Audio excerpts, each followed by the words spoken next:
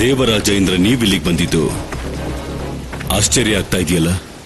ಅಸುರಗುರು, ಇವತ್ತು ಜಗತ್ತಿನ ಅಸ್ತಿತ್ವನೇ ಸಂಕಟದಲ್ಲಿದೆ. ಜಗತ್ತಿನ ಅಸ್ತಿತ್ವಕ್ಕೆ ಎಂತ ಸಂಕಟ? ಸಂಕಟನ ಯಾವಾಗ್ಲೂ ಅಸುರರೇ ತಗೊಂಡ್ ಬರ್ತಾರೆ. ಇವತ್ತು ಕೂಡ ನಿಮ್ಮ ಶಿಷ್ಯ ಅಂಧಕನ ಕಾರಣದಿಂದ ಪ್ರಳಯದ ಸ್ಥಿತಿ ಉದ್ಭವ ಆಗಿದೆ. ಏನ್ ಮಾಡಿದನೆ ಆ ಅಂಧಕ? ಶಿವನ ಅನುಪಸ್ಥಿತಿಯಲ್ಲಿ ಮಾತೆ ಪಾರ್ವತಿಯನ್ನ ಪಡೆಯೋ ಆತರದಲ್ಲಿ ಅವನು ಕೈಲಾಸದ ಮೇಲೆ ಆಕ್ರಮಣ ಮಾಡಿದ್ದಾನೆ. ಮತ್ತೆ ಕೋಪದಿಂದ ಮಾತೆ ಪಾರ್ವತಿ ಕಾಳಿಯಾಗಿದ್ದಾರೆ. ಹಾಗೆ ಕಾಳಿನ ಕೇವಲ ಶಿವ ಮಾತ್ರ ಶಾಂತ ಮಾಡೋದಿಕ್ ಸಾಧ್ಯ. ಆದ್ರೆ ಶಿವ ತನ್ನ ನೆನಪು ಕಳ್ಕೊಂಡು ಸತಿ ಅನಸೂಯರ ಪುತ್ರರಾಗಿದ್ದಾರೆ. ನನ್ನ ಆರಾಧ್ಯ, ನನ್ನ ಗುರುದೇವ ಶಿವ ತನ್ನ ನೆನಪುಗಳನ್ನು ಕಳ್ಕೊಂಡು ಬಾಲಕನಾಗಿದ್ದಾರ? ಹೌದು ಅಸುರಗುರು, ಜಗತ್ತಿನಲ್ಲಿ ದೊಡ್ಡ ಪರಿವರ್ತನೆಯಾಗ್ತಾ ಇದೆ. ನೀವು ನಿಮ್ಮ ತಪಸ್ಸಿನಲ್ಲಿ ಲೀನರಾಗಿದ್ರಿ, ಹಾಗಾಗಿ ವಿಷಯ ನಿಮಗೆ ಗೊತ್ತಾಗಿಲ್ಲ. ನನ್ನನ್ನ ಮದುವೆ ಆಗು, ಒಪ್ಕೋತೀಯ? ಅಥವಾ ನಿನ್ನ ಕೂದಲನ್ನ ಹಿಡಿದು ನಿನ್ನನ್ನ ಇಲ್ಲಿಂದ ಎಳ್ಕೊಂಡು ನನ್ನ ಜೊತೆ ಕರ್ಕೊಂಡು ಹೋಗ್ಲಾ?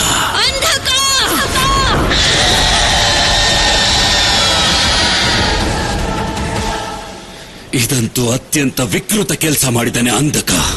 ಜಗತ್ತಿನ ಮಾತೆ ಮೇಲೆ ಕೆಟ್ಟ ದೃಷ್ಟಿ ಹಾಕೋ ತಪ್ಪು ಕೆಲಸ ಮಾಡಿದ್ದಾನೆ ಆ ದುಷ್ಟ. ಮಾತೆ ಕಾಳಿಯಿಂದ ಅವನಿಗೆ ಖಂಡಿತ ಶಿಕ್ಷೆ ಆಗ್ಲೇಬೇಕು. ಅಂಧಕನಿಗೇನೋ ಕಾಳಿಯಿಂದ ಶಿಕ್ಷೆಯಾಗೋದು ಖಂಡಿತ. ಆದ್ರೆ ಕಾಳಿಯ ಸಂಹಾರ ಶುರು ಆದ್ರೆ ಅದು ನಿಲ್ಲೋದಿಲ್ಲ. ಅದು ಅಲ್ಲದೆ ಸಂಹಾರದ ಆಕ್ರೋಶದಲ್ಲಿ ಅವಳು ಯಾರನ್ನು ನೋಡೋದಿಲ್ಲ. ಕಾಳಿನ ಕೇವಲ ಶಿವ ಮಾತ್ರ ಶಾಂತ ಮಾಡೋದಿಕ್ ಸಾಧ್ಯ. ಆದ್ರೆ ಶಿವ ಇನ್ನು ಬಾಲಕ. ದೇವರಾಜೇಂದ್ರ, ಈ ತಪ್ಪಾಗಿರೋದು ಅಂಧಕನಿಂದ. ಇದನ್ನ ಇನ್ನು ಸರಿ ಮಾಡೋದಕ್ಕೆ ಸಾಧ್ಯ ಇಲ್ಲ. ಏನಾಗ್ಬೇಕೋ ಅದು ಹಾಗೇ ಆಗುತ್ತೆ. ಒಂದು ಕಾಳಿ ಕೈಯಿಂದ ಇಡೀ ಈ ಜಗತ್ತೇ ನಾಶ ಆಗೋಗುತ್ತೆ. ಅದು ಅವರನ್ನ ತಡೆಯೋದಕ್ಕೆ ನನ್ನ ಗುರುದೇವ ಸ್ವಯಂ ತಮ್ಮ ಬಾಲಕನ ರೂಪವನ್ನು ಬಿಟ್ಟು ಸ್ವಯಂ ತಮ್ಮ ರೂಪಕ್ಕೆ ಬರಬೇಕು. ಮತ್ತೆ ಯಾರಿಗೆ ಗೊತ್ತು, ಇದೆಲ್ಲ ಅವರ ನೆನಪುಗಳು ಮರಳಿ ಬರೋದಕ್ಕೆ ಆಗ್ತಾ ಇದೆಯೋ ಏನೋ. ನೋಡ್ತೀಯ ನೀನು? ಶಿವ ಎಲ್ಲೂ ಕಾಣಿಸ್ತಿಲ್ವಾ? ಹೌದು ಅಮ್ಮ, ಎಲ್ಲಾ ಕಡೆನೂ ಹುಡುಕ್ದೆ. ಏನ್ ಮಾಡೋದು? ಹಾಗಾದ್ರೆ ಎಲ್ಲಿ ಹೋಗಿರ್ಬೋದು ಶಿವ? ಏನಾಯ್ತು ದೇವಿ? ಇನ್ನೇನು, ಯಾವಾಗ್ಲೂ ಆಗೋದೆ. ಶಿವ ಕಾಣಿಸ್ತಾ ಇಲ್ಲ. ನಿಮಗೆ ನಿಮ್ಮ ಬಾಲಶಿವನ ಕಥೆ ಗೊತ್ತಲ್ಲ ದೇವಿ? ಅವನಂತೂ ಸಾಕ್ಷಾತ್ ಶಿವನ್ ರೂಪನೇ ಅಲ್ವಾ? ಚಿಂತೆ ಮಾಡಬೇಡಿ, ನಿಮ್ ಮಗ ನಿಮ್ ಹತ್ರ ಬಂದೇ ಬರ್ತಾನೆ. ಆದ್ರೆ ಋಷಿವರ್ಯ ಶಿವನೇ ಬರ್ತಾನೆ ಅಂತ ಕಾಯ್ತಾ ಕೂತಿರಕ್ಕಾಗಲ್ಲ. ನಾನೇ ಸ್ವತಃ ಹೋಗಿ ಹುಡುಕ್ತೀನಿ. ಒಬ್ಬ ತಾಯಿ ಗೊತ್ತಿರ್ಬೇಕು ತನ್ನ ಮಗ ಎಲ್ಲಿದ್ದಾನೆ ಅಂತ.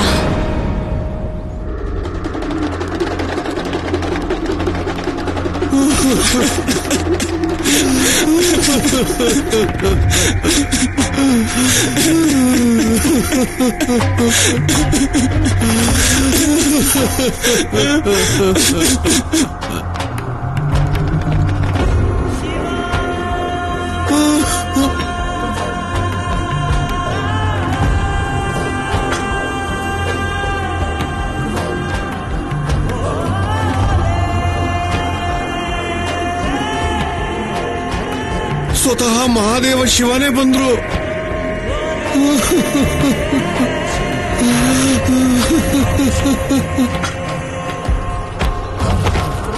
ಮಹಾದೇವ,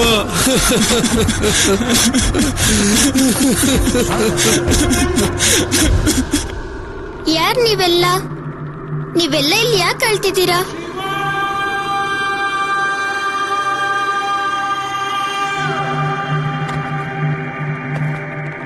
ಪ್ರಭು, ನಾವು ಜಗತ್ತಿನ ಕಷ್ಟ, ನೋವು, ಅವಮಾನಗಳನ್ನ ಸಹಿಸಿಕೊಂಡಿರೋ ಭೂತ ಪ್ರೇತಗಳು ಪ್ರಭು.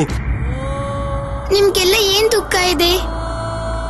ಏನ್ ಹೇಳೋದು ಪ್ರಭು, ಭೂತಗಳ ಜೀವನ ತುಂಬಾ ವಿಚಿತ್ರವಾಗಿರುತ್ತೆ. ನಮ್ಮವರು ಅಂತ ಯಾರೂ ಇಲ್ಲ ಪ್ರಭು. ನಮ್ ಜೊತೆಯಲ್ಲಿರೋರು ಬಿಟ್ಟು ಹೋಗ್ತಾರೆ ಪ್ರಭು. ಈಗ ನನ್ನ ಪರಿವಾರದವರು ನನ್ನ ಬಿಟ್ಟು ಹೋಗಿದ್ದಾರೆ ಪ್ರಭು. ಈಗ ನೀವೇ ಹೇಳಿ ಪ್ರಭು, ಈ ಜಗತ್ತಲ್ಲಿ ನಮ್ಮನ್ನ ಯಾರು ಸೇರಿಸ್ಕೋತಾರೆ ಪ್ರಭು? ಮೃತ್ಯು ನಂತರನೂ ನಿಮ್ಗೆಲ್ಲ ಸಂಬಂಧಗಳ ಆಸೆ ಬಲವಾಗೇ ಇರುತ್ತೆ. ಅದಕ್ಕೆ ಶರೀರದ ಮುಕ್ತಿ ಪಡ್ಕೊಂಡಿದ್ರು, ನೀವೆಲ್ಲ ಮುಕ್ತಿ ಪಡ್ಕೊಂಡಿಲ್ಲ. ಎಲ್ಲಿವರೆಗೂ ಅದು ನಿಮ್ಗೆ ಅರ್ಥ ಆಗೋದಿಲ್ವೋ ಅಲ್ಲಿವರೆಗೂ ಇವತ್ತು ಈ ಕ್ಷಣದಿಂದ ನಾನು ನಿಮ್ಮನ್ನ ನನ್ನವರು ಅಂತ ಸ್ವೀಕರಿಸ್ತೀನಿ.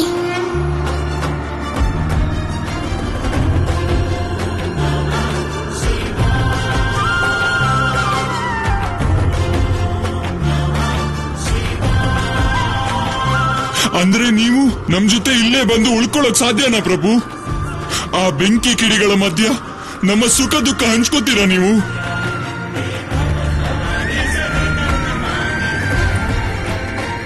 ಖಂಡಿತವಾಗ್ಲು.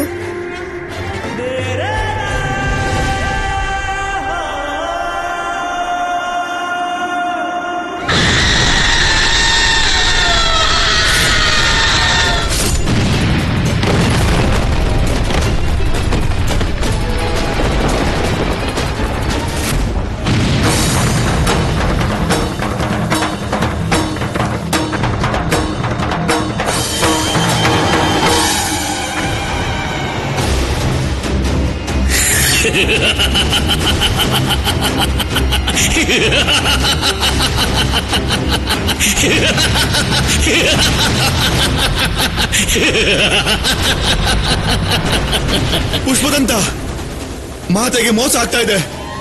ನಾವು ಮಾತೆನ ಎಚ್ಚರಿಸಬೇಕು ಪುಷ್ಪದಂತ. ಆದ್ರೆ ನಾವು ಅಂಧಕನ ಬಂಧನದಲ್ಲಿದ್ದೀವಿ.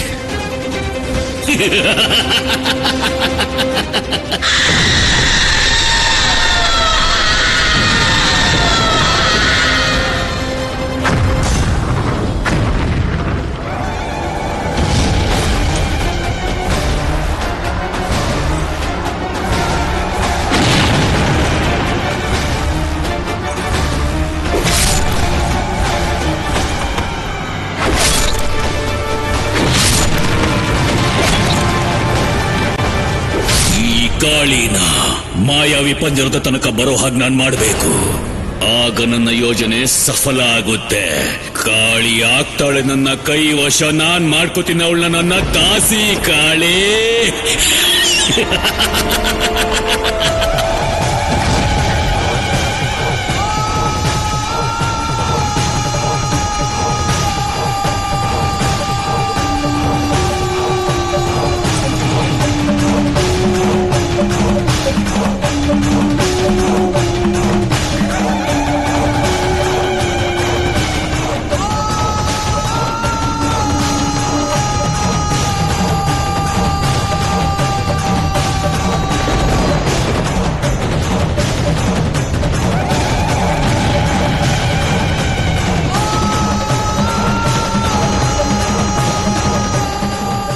ಈಗ ಸಿಕ್ಕಾಕೊಂಡೆ ನೀನು ಮಾಯಾವಿ ಅಂಧಕನ ಮಾಯಾ ಜಾಲದಲ್ಲಿ.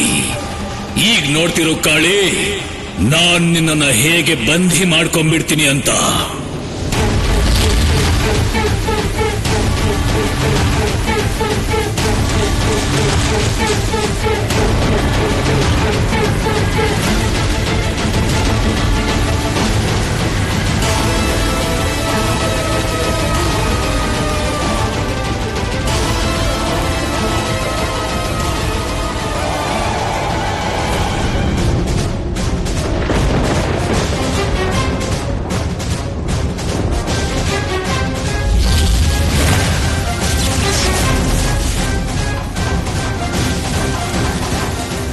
ಪುಷ್ಪದಂತ, ಮಾತೆಗೆ ಮೋಸದ ಬಗ್ಗೆ ಸೂಚನೆ ಕೊಡ್ಲೇಬೇಕು. ಮಾತೆ!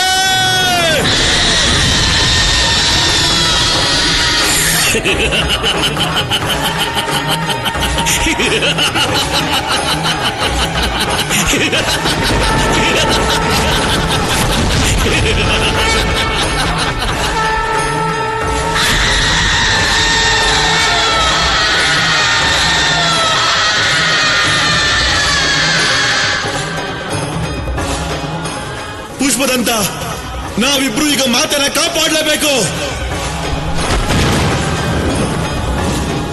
ಮುಗಿದು ಗಾಳಿ, ಇನ್ನು ಕೆಲವೇ ಕ್ಷಣಗಳು, ಇನ್ನೀನು ಈ ಅಂಧಕನ ವಶದಲ್ಲಿರ್ತೀಯ.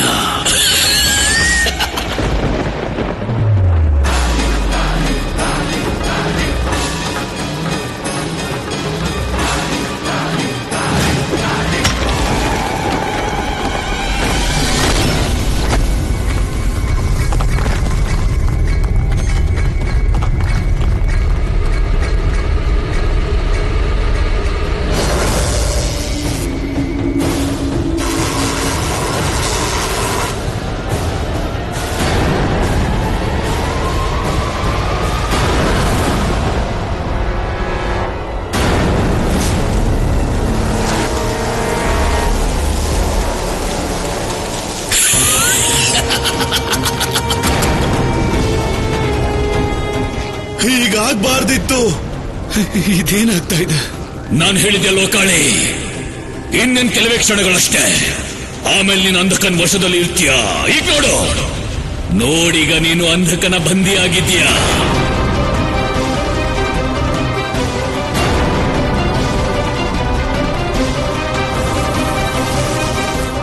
ಬೇಟೆ ಎಷ್ಟೇ ಶಕ್ತಿಶಾಲಿ ಆಗಿದ್ರು ಕೂಡ ಬೇಟೆಗಾರನ ಜಾಲದಲ್ಲಿ ಸಿಕ್ಕಾಕೊಳ್ಳೇಬೇಕು.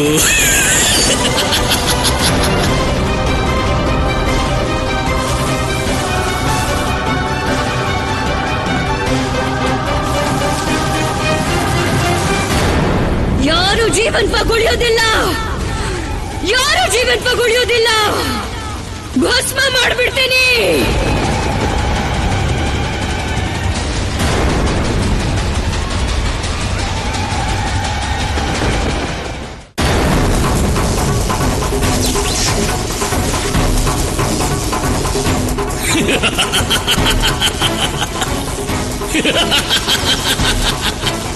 ನಿನ್ನ ಮುಕ್ತಿಗೆ ಒಂದೇ ಒಂದು ಷರತ್ತು ಕಾಳಿ, ನನ್ನ ದಾಸಿಯಾಗ್ತಿ ಅಂತ ಒಪ್ಕೋ. ನೀನ್ ಹೂ ಅಂದ್ರೆ ಈಗಲೇ ನಿನ್ನ ಬಿಡುಗಡೆ ಮಾಡ್ತೀನಿ. ನೀನು ಊಹು ಅಂದ್ರೆ ನಿನ್ನ ಅಂತ್ಯ ಅಲ್ಲೇ ನಿಶ್ಚಿತ. ಅಂತ್ಯ ಆಗೋದು ನಿಂದು ದುಷ್ಟ, ಅಂಧಕಾರದಲ್ಲೇ ಮುಳುಗಿರೋ ನಿನ್ನ ಅಂತ್ಯ.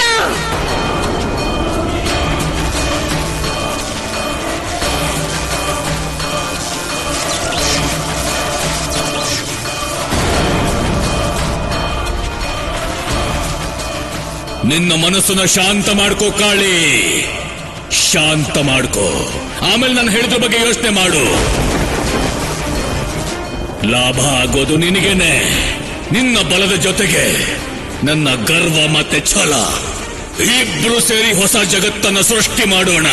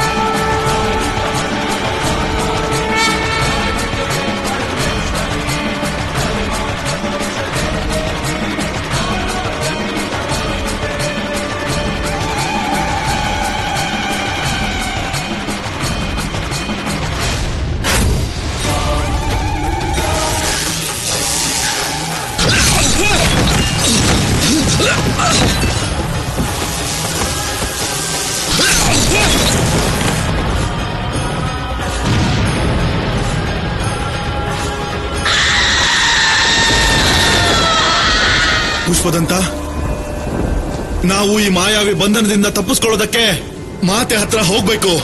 ನಾವು ಹತ್ರ ಹೋದ್ರೆ ಪ್ರಾಣಕ್ಕೆ ಅಪಾಯ ಇದೆ. ಆದ್ರೆ ಮಾತೆ ಈ ರೌದ್ರ ರೂಪದಲ್ಲಿ ಯಾರನ್ನು ಗುರ್ತು ಹಿಡಿಯಲ್ಲ. ಅದೇನೋ ನಿಜ ಪುಷ್ಪದಂತ. ಇಂಥ ಸಂದರ್ಭದಲ್ಲಿ ಮಾತೆನ ಶಾಂತ ಮಾಡೋಕೆ ಕೇವಲ ಮಹಾದೇವನೇ ಬರ್ಬೇಕು ಅಷ್ಟೇ. ಆದ್ರೆ ಪ್ರಭುಗಳು ಇಲ್ಲಿಲ್ಲ. ನಮ್ಮ ಜೀವನನೂ ಇಲ್ಲಿ ಸಂಕಷ್ಟದಲ್ಲೇ ಇದೆ. ಈಗ ನಾವಿಬ್ರು ಮಾತೆನ ಸ್ಪರ್ಶ ಮಾಡಿದ್ವಿ ಅಂದ್ರೆ ಆಗ ಈ ಮಾಯಾವಿ ದುಷ್ಟನ ಬಂಧನದಿಂದ ನಾವು ಮುಕ್ತರಾಗ್ತೀವಿ. ಅರ್ಥ ಆಯ್ತಾ ಪುಷ್ಪದಂತ? ನಡಿ.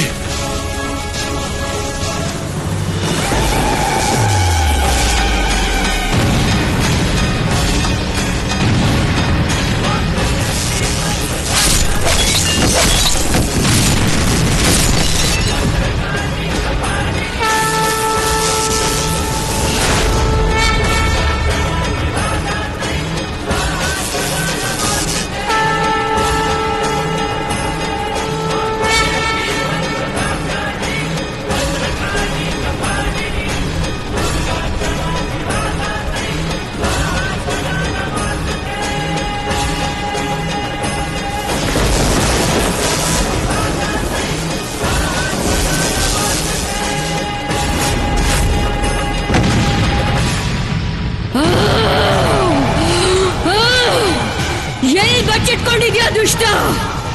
ಎದುರಿಗೆ ಬಾರೋ. ನಿನ್ನ ರುಂಡದ ಮಾಲೆ ಹಾಕೊಳ್ತೀನಿ ನಾನು. ನಿನ್ನ ರುಂಡದ ಮಾಲೆ. ವೃಷಭಾಸುರ, ಹೇಳಿ ಅಸುರ ರಾಜ, ಅನುಸೂಯನ ಇಲ್ಲಿ ಕರ್ಕೊಂಡ್ ಬಾ. ಈ ಸಮಯದಲ್ಲಿ ಒಬ್ಬ ಸಾಮಾನ್ಯ ಸ್ತ್ರೀ ಬರೋದ್ರಿಂದ ಏನ್ ಲಾಭ ಆಗತ್ತೆ ಅಸುರ ರಾಜ? ಆ ಅನುಸೂಯ ಇಲ್ಲಿಗೆ ಬಂದ್ರೆ ನನ್ನ ಗುರಿ ಬಾಲಶಿವ ಅವಳ ಹಿಂದೆನೆ ಇಲ್ಲಿ ತನಕನು ಬರ್ತಾನೆ. ಹಸುವಿನ ಹಿಂದೆ ಕರು ಬರೋ ಹಾಗೇನೆ ಅವನಿಲ್ಲಿಗೆ ಬರೋದ್ರಿಂದ ಬಾಲಶಿವನ ಅಂತ್ಯದ ನನ್ನ ಯೋಜನೆನೂ ಸಫಲ ಆಗುತ್ತೆ. ಹೋಗು, ಬೇಗ ಹೋಗಿ ಅನುಸೂಯನ ಇಲ್ಲಿ ನನ್ನ ಮುಂದೆ ಕರ್ಕೊಂಡ್ ಬಾ. ಆಗ ನಾನು ಆ ಕಾಳಿ ಕೈಯಲ್ಲಿ ಆ ಬಾಲಶಿವನ ಬಲಿ ಆಗೋ ಹಾಗೆ ಮಾಡಿ ಕಾಳಿನು ನನ್ನ ಕೈ ವಶ ಮಾಡ್ಕೊಂಡ್ಬಿಡ್ತೀನಿ. ಹೋಗು, ಅಲ್ಲಿ ತನಕ ಈ ಕಾಳಿನ ನನ್ನ ಶಕ್ತಿಯಿಂದ ತಡಿತೀನಿ. ನಿಮ್ಮ ಅಪ್ಪಣೆಯಂತೆ ಆಗಲಿ.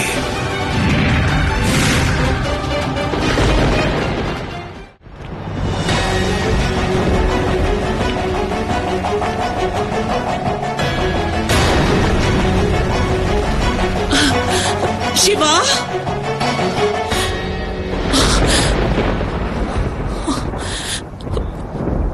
ಇವತ್ಯಾಕೋ ವಾತಾವರಣನೇ ಸರಿ ಇಲ್ಲ.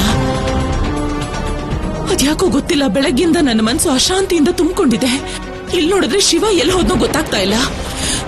ಇಷ್ಟೊತ್ತಾದ್ರೂ ಋಷಿವರಿಯರು ಬಂದಿಲ್ಲ. ದೇವಿ, ಅವನು ಎಲ್ಲಿದ್ದಾನೆ ನನ್ನ ಶಿವ? ಗುರುಕುಲ, ಶಿವಲಿಂಗ ಅಕ್ಕಪಕ್ಕ ಎಲ್ಲಾ ಕಡೆ ಹುಡುಕ್ತೇ ದೇವಿ. ಆದ್ರೆ ಶಿವ ಎಲ್ಲೂ ಕಾಣಿಸ್ತಿಲ್ಲ.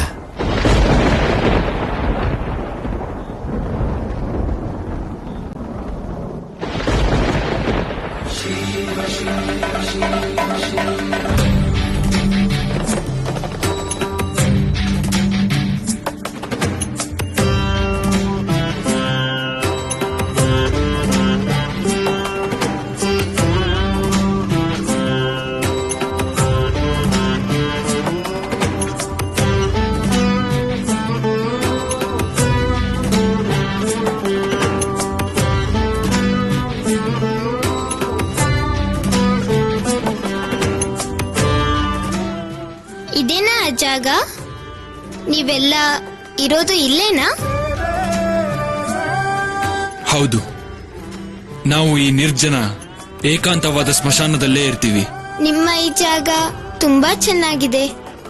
ಇಲ್ಲಿಗೆ ಬಂದ ಮೇಲೆ ಇಲ್ಲಿ ಏನೇನೂ ಉಳ್ಕೊಳ್ಳೋದಿಲ್ಲ. ಆಸೆಗಳು ಮತ್ತೆ ಕಾಮನೆಗಳು ಮತ್ತೆ ಮೋಹ ಹಾಗೆ ಮಾಯೆ. ನಮ್ಮವರು ತಮ್ಮವರು ಅಂತ ಏನೂ ಇಲ್ಲ.